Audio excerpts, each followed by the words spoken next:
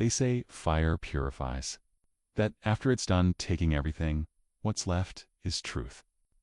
I used to believe that until I stood in front of the blackened skeleton of my house, holding a report that said electrical malfunction. But truth doesn't always rise from ashes. Sometimes it hides beneath them. The smell of burnt plastic clung to my clothes that day, even though I hadn't stepped inside yet. The house was nothing but scorched beams and cracked glass.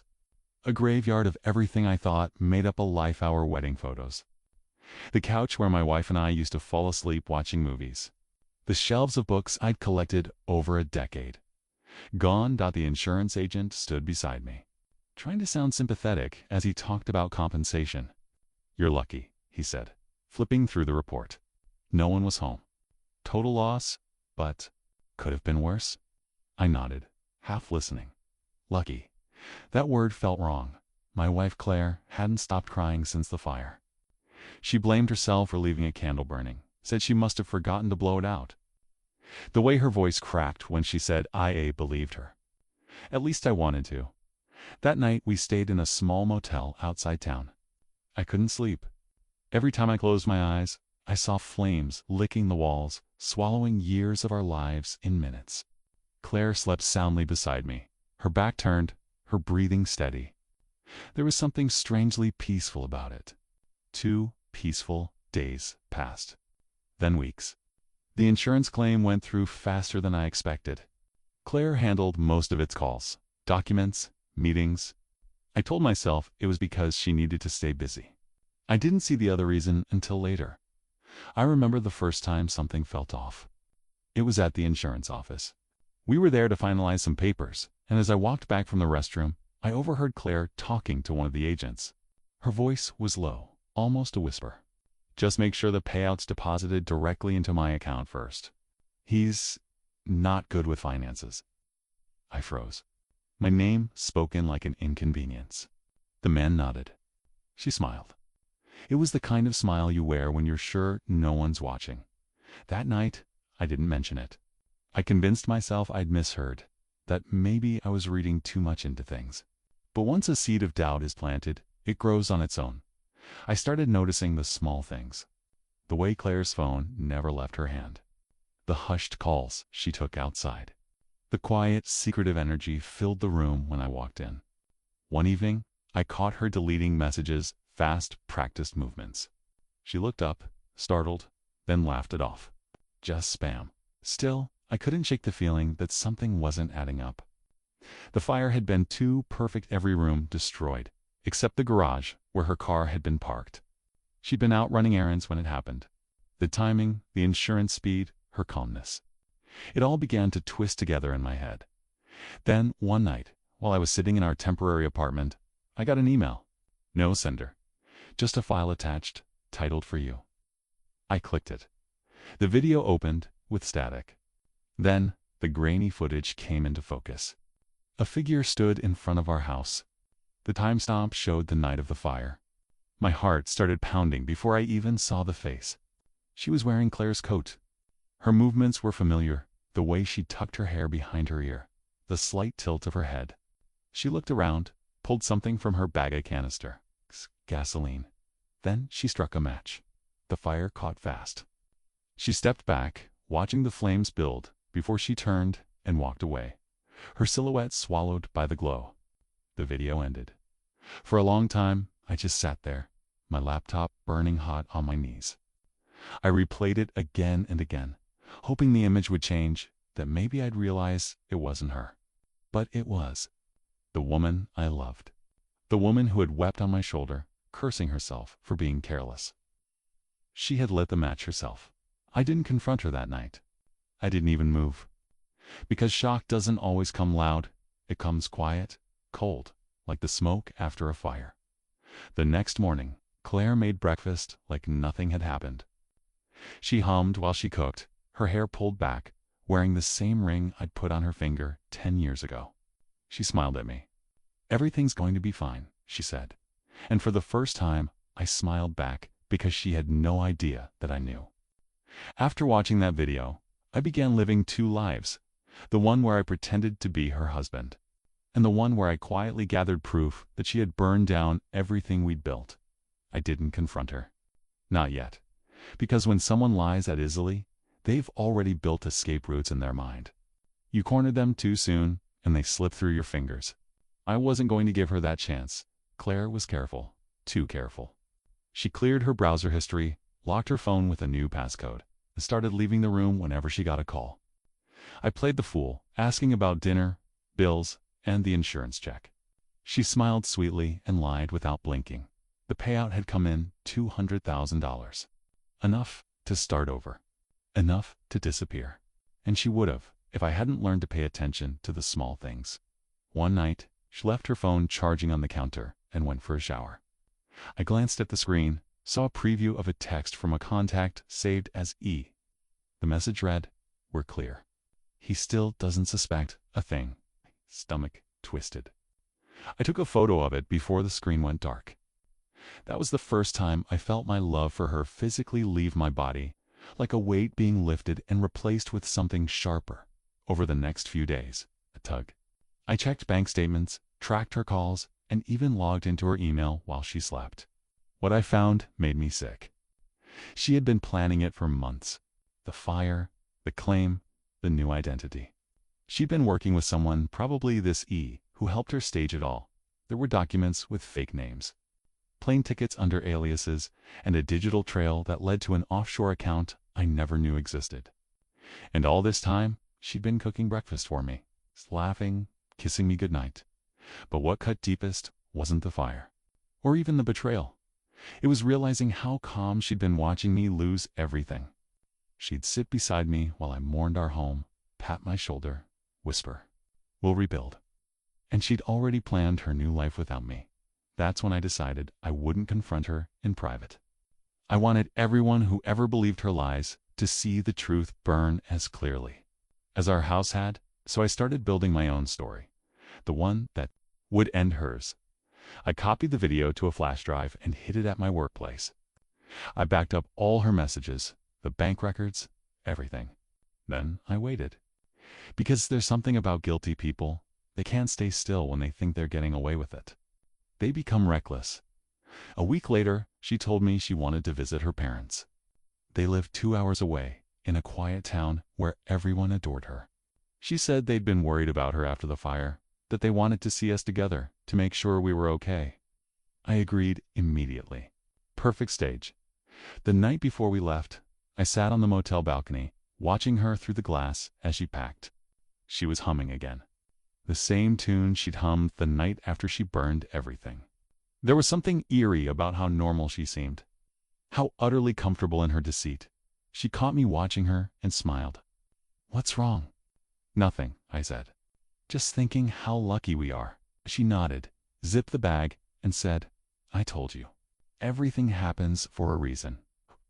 When morning came, I drove us to her parents' house, a neat white home with flowers in the yard. Her mother hugged her tight, kissed her cheek, and looked at me like I was the luckiest man alive. They talked about the fire, about rebuilding, about how strong Claire was for handling it all. I played along, smiled, answered questions, ate dinner like everything was fine.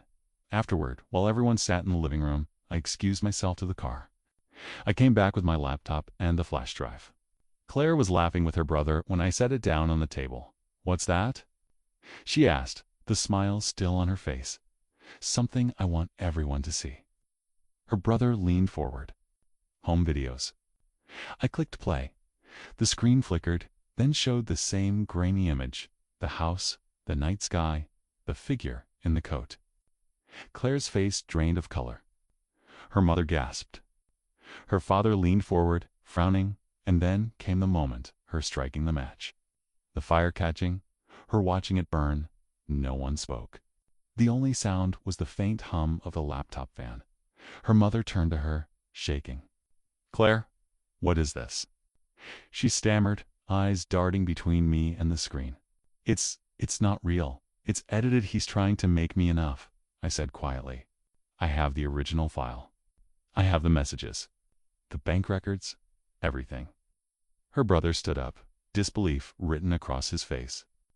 Her mother started crying. And Claire. She just sat there, frozen, her jaw clenched like she was trying to keep her mask from cracking.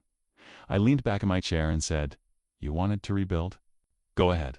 From prison. Within an hour, the police were there. I had already forwarded everything to them that morning. They walked her out of the house in handcuffs, her family standing there, too stunned to speak. She looked at me one last time before getting in the car. Her eyes weren't angry. They were hollow, like someone who'd finally realized the fire she started had come full circle. That night, her parents apologized through tears. Her brother couldn't even look at me. They still couldn't process how the woman they loved could have done something so cruel. I didn't stay long. I drove back to the city alone. The road ahead, dark and empty. For the first time in months, I felt the air in my lungs again. Not relief. Not victory. Just the heavy silence that comes after truth finally speaks for itself. And when I passed the charred remains of our house one last time, I stopped the car. Stood there in front of the ashes. This time, I didn't smell burnt plastic. I smelled freedom. Freedom doesn't always feel like release. Sometimes it feels like standing in an empty room where every sound echoes too loudly.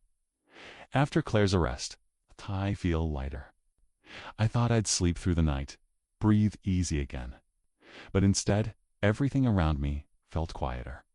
Heavier, like the world itself had gone hollow. The insurance company called the day after the news broke. They wanted clarification, a polite way of saying damage control. Turns out they'd already begun investigating her claims, her sudden eagerness to file the inconsistencies in her story. My evidence only confirmed what they'd suspected. They thanked me for my cooperation, offered sympathy, but I could hear it in their tone. I wasn't a victim to them, just another file in their system. A case closed neatly. I quit answering calls after that. I stayed in a small apartment downtown, one I rented under my own name, paid with my own savings. No shared accounts. No reminders. I threw away everything that smelled like her clothes, photos. It's the ring I once thought meant forever. But memory has its own scent.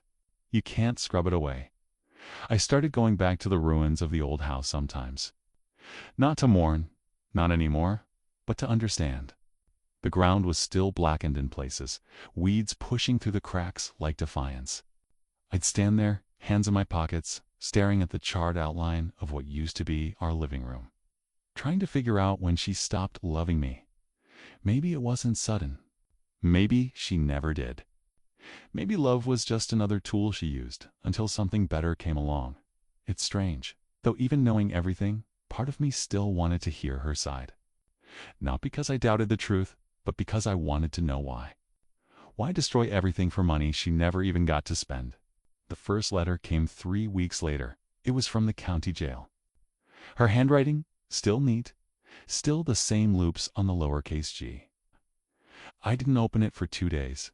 When I finally did, it started simply, "You think you know everything, but you don't." No apology. No confession. Just an accusation. She said the fire was her way out, that she'd felt trapped, that I had stopped being ambitious, that she needed more. She wrote that if I'd kept dreaming, she wouldn't have done what she did. Reading it felt like being burned all over again. Not because of what she said, but because of how little remorse there was in it. Her words weren't guilt. They were justification. She wasn't sorry. She was only angry she'd been caught. I didn't write back. I never would. A month later, her family reached out. They wanted to meet, said they needed closure. I almost didn't go, but part of me wanted to face them to make sure they knew the truth. Not the version she might have spun from her cell. We met at a diner off the highway. Her mother looked smaller than I remembered. Her father stared at his coffee like it might give him the answers. When I sat down, there was a long silence. Then her mother said, "We believed her. Every word. Until we saw you, didn't fight back." I asked what she meant. She said, "You framed her. That you hated her. But when she got arrested, you didn't yell. You didn't try to defend yourself. You just let it happen." That's when I knew. There's something powerful in quietness, I realized. Lies scream, but truth doesn't have to. It just stands there, steady, until the noise dies down. Her mother cried halfway through the conversation. Her father apologized for not calling me sooner. They were grieving someone who wasn't even dead, a woman who'd chosen greed over everything that made her human. I didn't hate them for that. I knew what it felt like to believe in someone who didn't deserve it. When I left the diner, I didn't feel vindicated. Just tired. In the weeks that followed, I started to rebuild, piece by piece. Not a house, a life. I went back to work at the construction firm I'd helped start years ago, before she convinced me to quit for bigger opportunities. My hands remembered what it felt like to build something real. Something that wouldn't go up in smoke because of someone else's choices. The days began to take shape again. Early mornings. Late nights.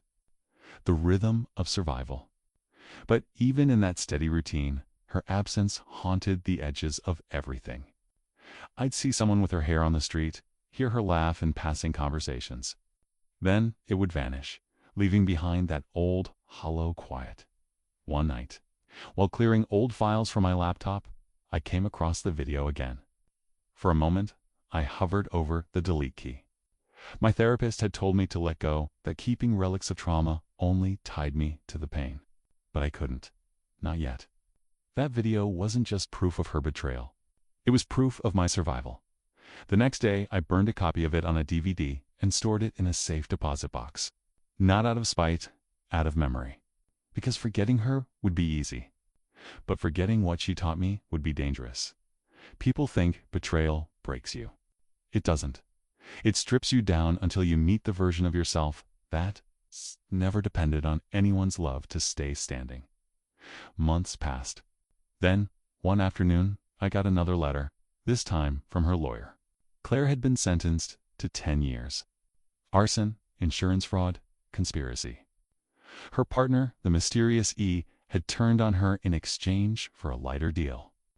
She was the one who had sent me the video in the first place. Justice. Kess has its own sense of irony. When I read that, I didn't smile. I just sat there, staring out the window of my apartment, watching the sun dip behind the skyline. Somewhere in that fading light, I realized something.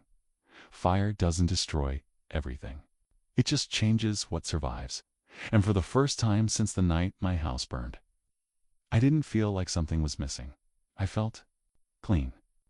Healing never comes all at once. It doesn't announce itself or arrive with fanfare. It slips in quietly, like light seeping through cracks you thought were permanent.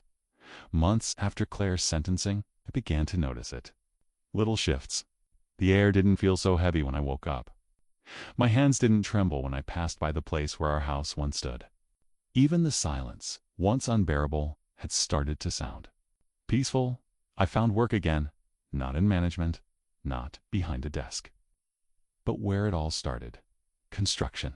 I joined a small restoration company that rebuilt homes damaged by fire. The irony wasn't lost on me. Maybe that's what drew me to it. Every day, I walked through the charred remains of someone else's life, helping them reclaim what was stolen by flame. And in their stories, I began to see my own reflection, not the destruction, but the rebuilding. There was a woman once, standing barefoot on the driveway of what used to be her kitchen. The fire had started from an old space heater, she said, tears in her eyes. I told her, we'll rebuild it stronger. She smiled faintly. Do you really believe that? I nodded. I have to. That's the strange thing about pain. Once you've lived through the worst of it, you start carrying a quiet kind of strength. The kind that doesn't need to be loud to be real. I started running again, something I hadn't done in years. The first few mornings were hard. My lungs burned, my knees protested. But something was cleansing about the ache, like my body was catching up with what my heart had already begun to understand. That survival wasn't the same as living. You had to earn your way back to life. Every night, before I fell asleep, I'd find myself thinking of her, not with love, not with hate, but with distance. Like remembering a stranger I used to know too well. I stopped asking why. I stopped replaying the what-ifs. Because the truth was, she made her choice. And I had finally made mine to move forward. Then, one day, out of nowhere, I saw her name again. It was in a newspaper article, small, tucked at the bottom of a page. Local woman convicted in arson case, denied appeal. There was a photo, grainy but clear enough. She looked older, thinner, the sharpness in her eyes replaced with something hollow. I stared at that picture for a long time, and I realized I felt nothing. Not anger. Not sadness. Just closure. I folded the paper and left it on the park bench beside me. For once, I didn't need to keep it. A week later, I got a call from her mother. I hadn't heard from her since the diner. Her voice trembled when she spoke. "She wants to see you," she said. Before she's transferred, I told her no at first. I'd promised myself I'd never let her pull me back into her world. But something about her mother's tone, the weary acceptance, made me pause. She wasn't pleading for Claire. She was pleading for me to find peace. So I went. The prison was quiet when I arrived, its concrete walls swallowing sound. They led me to a small visitation room. When she walked in, I almost didn't recognize her. The woman who once wore perfume and diamonds now wore a uniform and hollow eyes. She sat down across from me. For a long time, neither of us spoke. Then, finally, she said, "You came." I nodded. "I didn't think you would." I almost didn't. Silence again. Then she leaned forward. "I didn't mean for it to go that far. I needed to start over." Her words hit the air and died there. I could have argued. Could have reminded her that she'd watched our home burn, that she'd lied to everyone who ever cared about her. But I didn't. I just looked at her, really looked, and realized the woman sitting across from me wasn't my wife anymore. She was the ghost of a person I used to love. "I know," I said finally. My voice was calm. But we both did. She didn't understand at first. Then she saw it, the calm in my face, the steadiness in my eyes. The version of me she'd spent years trying to manipulate was gone. When I left the prison, it started to rain. The air smelled like metal and earth. And for the first time in years, I tilted my head back and let it soak my face. It felt like a baptism, quiet, undeserved, but real. I didn't tell anyone I'd gone to see her. Some truths are meant to stay unspoken. Life moved on in small, steady ways after that. I rebuilt enough houses to pay off every debt. Bought a small place outside town, 1 floor, big windows, surrounded by trees. It wasn't grand, but it was mine. And that mattered more than anything. Sometimes, at night, sit on the porch and watch the stars, something I hadn't done since before the fire. I'd think about how much of life we spend chasing things that don't last. Houses, money, love that's built on lies. And how strange it is that destruction, the thing we fear most, can also be what sets us free. One evening, I found an old photo while unpacking boxes. It was from years ago, before everything fell apart. Claire and I are standing in front of the house, smiling. I didn't feel pain when I looked at it, only distance. It's like watching someone else's story. I burned the photo that night, not out of hate, but as a final act of letting go. The paper curled, the image melted, and for a brief moment, the flame flickered the same way it had the night I lost everything. But this time, it didn't destroy. It purified as the ashes scattered into the air. I whispered the only words that felt right. "Goodbye." And with that, it was done. The first thing I learned about starting over was that it doesn't happen in grand gestures. It's quiet, almost invisible. It's in the way you start sleeping through the night again. Or the first time you laugh at something stupid without feeling guilty for it. Healing doesn't announce itself. It sneaks up on you while you're busy just trying to make it through the day. I never rebuilt the old house. I could have, maybe, but I didn't see the point. The land was sold, the ashes cleared. What stood there now was someone else's home, someone else's story. My past didn't deserve a monument. It deserved rest. I bought a small cabin near the edge of town. Nothing fancy, just 2 rooms, a porch that faced the sunrise, and enough space to breathe. The kind of place where silence doesn't hurt. The kind of silence you can live inside. At first, I thought the loneliness would eat me alive. It didn't. Instead, it taught me to listen again to the wind through the trees, to the creak of old floorboards, to my own heartbeat. It had been years since I'd actually listened to myself. I'd spent so long in noise, her voice, her lies, my anger that I'd forgotten what peace sounded like. Work was steady. I stayed with the restoration company. Every project, every nail driven into new wood, felt like stitching something back together, not just for clients, but for me. I understood now what fire could take away, and more importantly, what it couldn't. It could destroy a house, a memory, a life you thought you knew, but it couldn't touch resilience. One day, I was sent to restore a home on the outskirts of the city. The owner, an older man named Paul, had lost his kitchen to a small fire caused by faulty wiring. When I arrived, he looked at me with a kind of recognition. "You've seen worse," he said, glancing at the burned walls. I nodded. "Yeah, much worse." He smiled faintly. "You'll make it look new again." I can tell. I didn't tell him that new didn't mean the same. That was something you had to learn yourself. As the weeks passed, I noticed something changing in me. I wasn't just rebuilding homes anymore. I was building trust again. Trust in people, in time, and the idea that maybe, just maybe, good things could grow from ashes. On the weekends, I started volunteering at the local fire recovery center. I talked to families who'd lost their homes, helped them navigate insurance, rebuilding, all the things I once struggled through alone. They always looked at me with disbelief when I told them my story. "You really forgave her?" someone once asked. I thought about it for a while before answering. No, I didn't forgive her. I forgave myself for staying too long, for ignoring the signs, for losing everything before I realized my worth. That answer always seemed to quiet people. Maybe because it was true. One evening, I got a call from an unknown number. When I answered, a familiar voice spoke, hesitant. "Dad?" It was my son. We hadn't spoken much since the fire. He'd blamed me at first, like everyone else. His mother had always been good at shaping narratives. I couldn't blame him.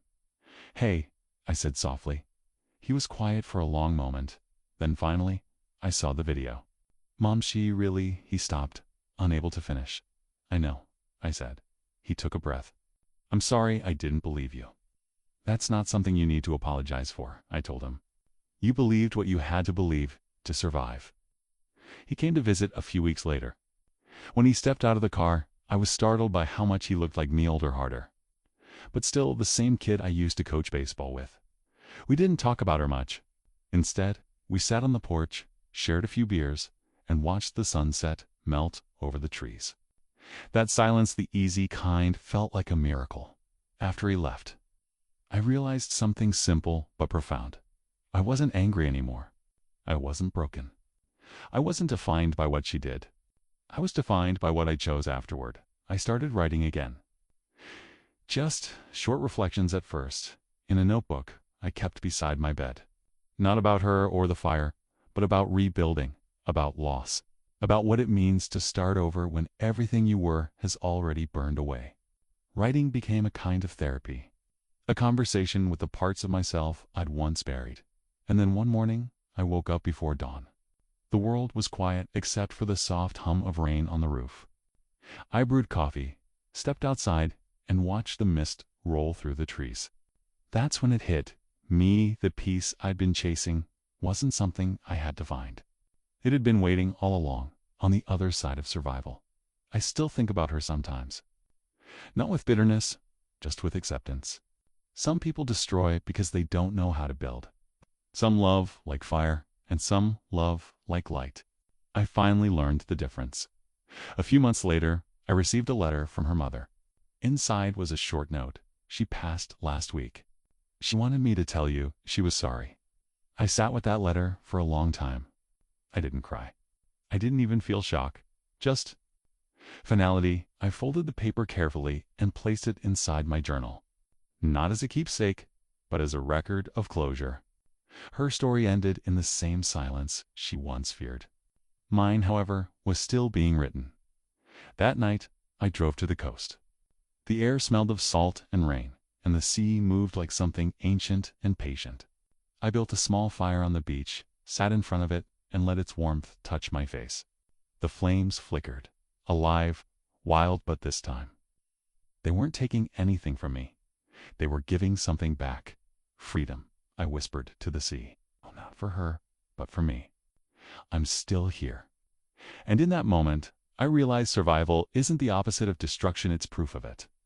Proof that you can burn and still bloom.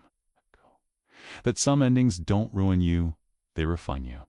The next morning, as the tide washed away the ashes from the fire, I felt lighter.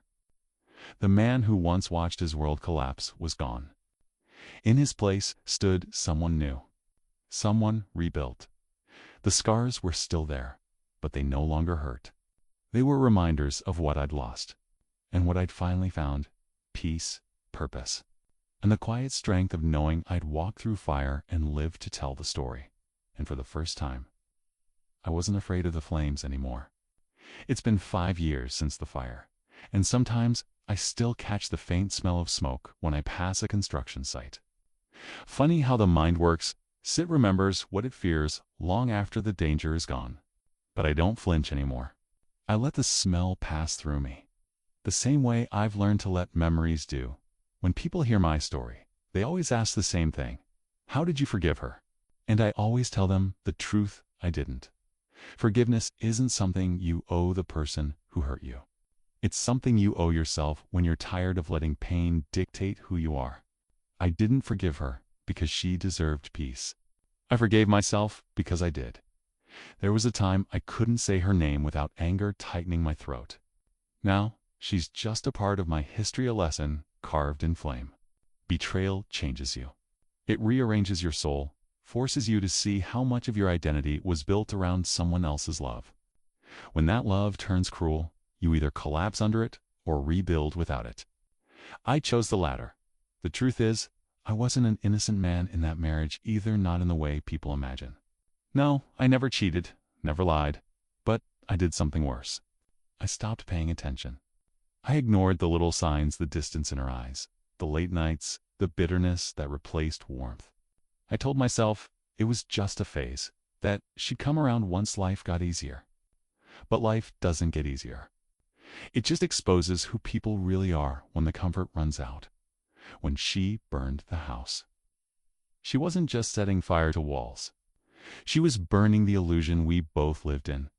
And as much as I hate what she did, I understand the kind of emptiness that drives someone to destroy what they can't control. That's not love. That's desperation. People love to talk about revenge, about karma coming full circle. And I get it's satisfying to think pain has balance, that justice arrives clean and sharp. But real life isn't poetic. When she was arrested, standing in that courtroom, hands shaking, face pale, I didn't feel victorious. I felt hollow. Because revenge never fills the space betrayal leaves behind. It only echoes inside it. The real victory came later, quietly. It came when I woke up one morning and realized I didn't care where she was, who she'd become, or whether she ever thought of me again. The past stopped being a wound and turned into a scar, something I carried, but no longer bled from. After the trial, people avoided talking about her. Neighbors who once whispered behind my back now spoke to me with cautious sympathy, like I was a ghost of someone they used to know. My son took longer. For months, he couldn't look me in the eye. I don't blame him. She raised him with her version of the truth. It took time and silence for that truth to unravel. The day he came back was one of those rare moments life gives you to measure how far you've come. He knocked on my door, carrying the guilt of someone who finally understood the story too late. We didn't talk much that day, but I saw the apology in his eyes. That was enough. He's married now, has a daughter who calls me grandpa with the kind of affection that mends things words never could. Sometimes, when she runs around my porch, I think about how easily love can start again. How naturally it grows when you stop guarding yourself from it. You don't realize how much damage one betrayal does until you try to trust again. For a long time, I kept my distance from people, not just romantically, emotionally. I didn't let anyone get too close, afraid they'd see the fractures beneath my calm. But healing isn't about hiding the broken parts. It's about learning to live with them, to use them as reminders of how strong you've become. I still wear my wedding ring.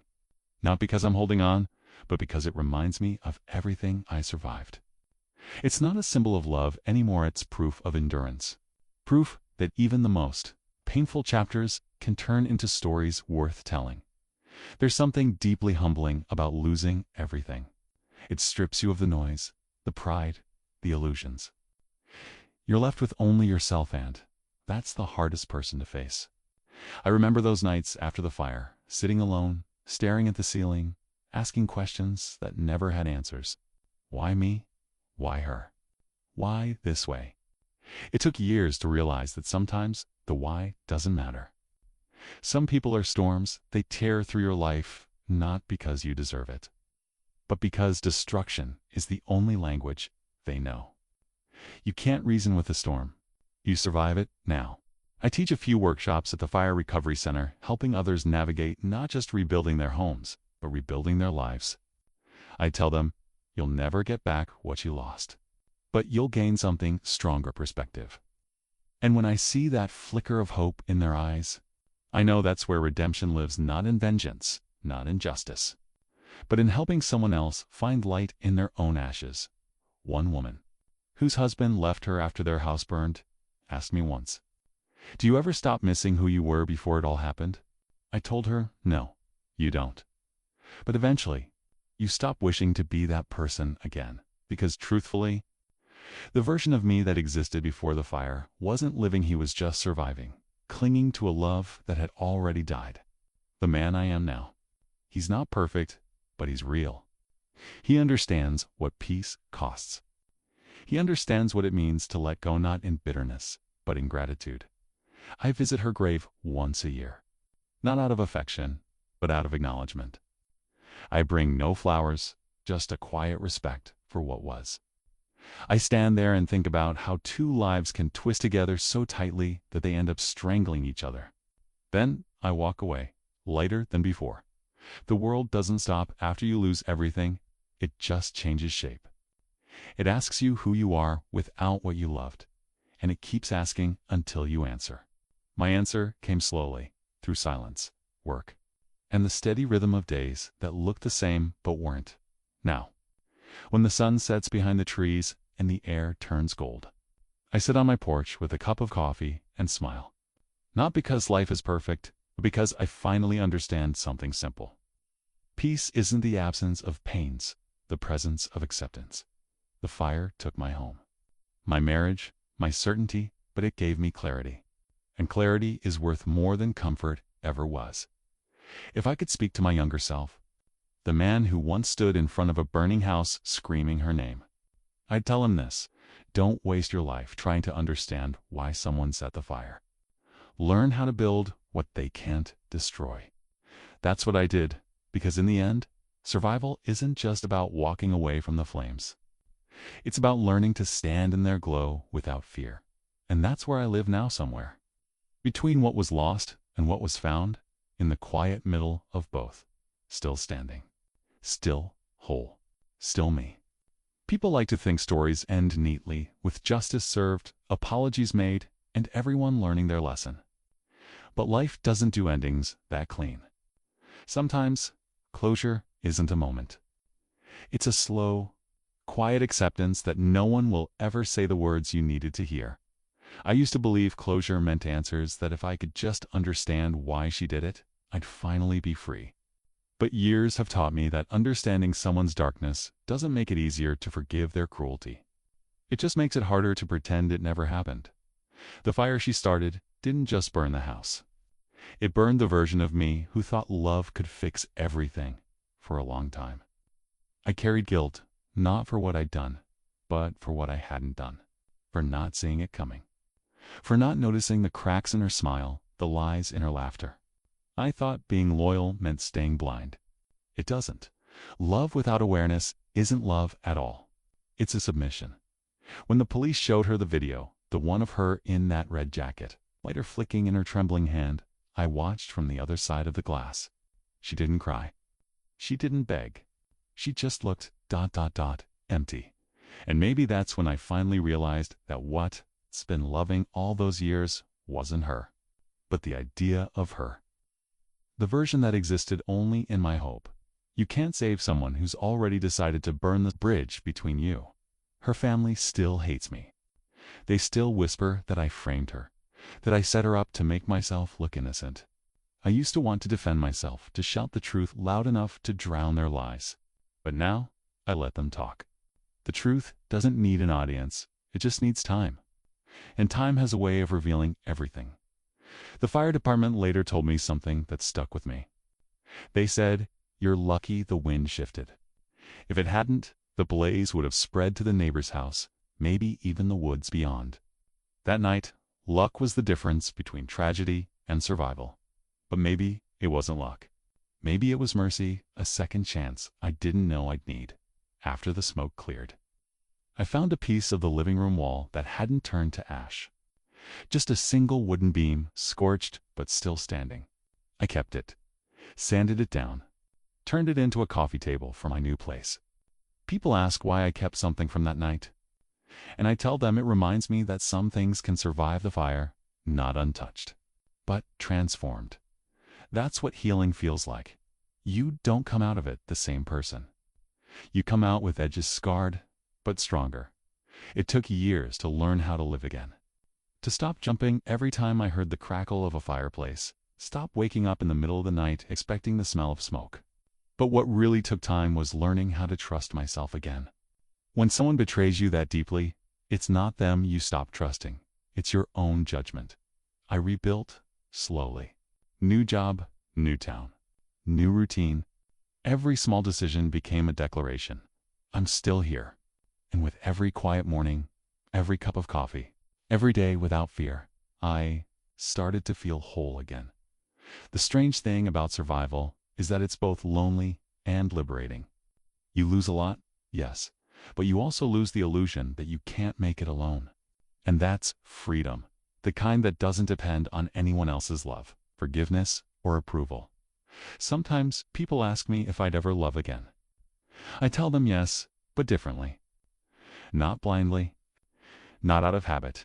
Love, to me now, means peace, not possession. It's not the rush of passion or the comfort of routine. It's knowing you could lose everything again and still be okay. I've met someone, actually. She's quiet, grounded, the kind of person who listens more than she speaks. When I told her my story, she didn't flinch or pity me. She just said, "You must have been lonely." I didn't realize how much I needed to hear that. Not, "You're strong," not, "She didn't deserve you," but something simple, human, honest. Because that's what pain does. It makes you crave truth above all else. No more pretending. No more illusions. Just raw, imperfect reality. If there's one thing I've learned from all of this, it's that destruction doesn't always come with warning signs. Sometimes it's wearing a smile. Sometimes it's the person you share your bed with. But no matter how deep the betrayal cuts, it doesn't get the final word unless you let it. Fire is fast. It devours. But healing is slow. It takes its time. It forces you to rebuild with intention. It's to decide what's worth keeping and what's better left in ashes. And when you finally walk through the ruins and see yourself still standing, you realize something profound. The fire didn't destroy you.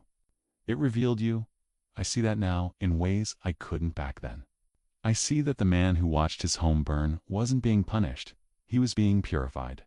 Everything false was stripped away until only the truth remained. That's the thing. About losing everything, you get to see what truly matters. For me, it wasn't revenge. It wasn't proving anyone wrong. It was peace, the quiet kind that doesn't need to be seen or explained. The kind that lets you wake up, look in the mirror, and not see a victim or a survivor, just a man who lived through fire and learned how to smile again. So if you're listening to this, wondering if you'll ever feel whole after someone burned your trust to the ground, you will. But not because time heals all wounds. It doesn't. What time does it give you space to build something new around the scar? Don't wait for closure. Don't wait for them to admit what they did. The apology you deserve may never come, but the peace you can create is still yours to claim. I used to think the fire ruined my life. Now I know it's simply cleared the way for a better one. The flames ended a chapter, but they didn't end me, and if there's one message I could leave behind, it's this. When the world burns everything you thought you needed, let it. You'll be surprised how little it takes to start over and how strong you already are when all you have left is yourself. Because fire may consume, but it never defines. And sometimes, the only way to rebuild your life is to let it burn first.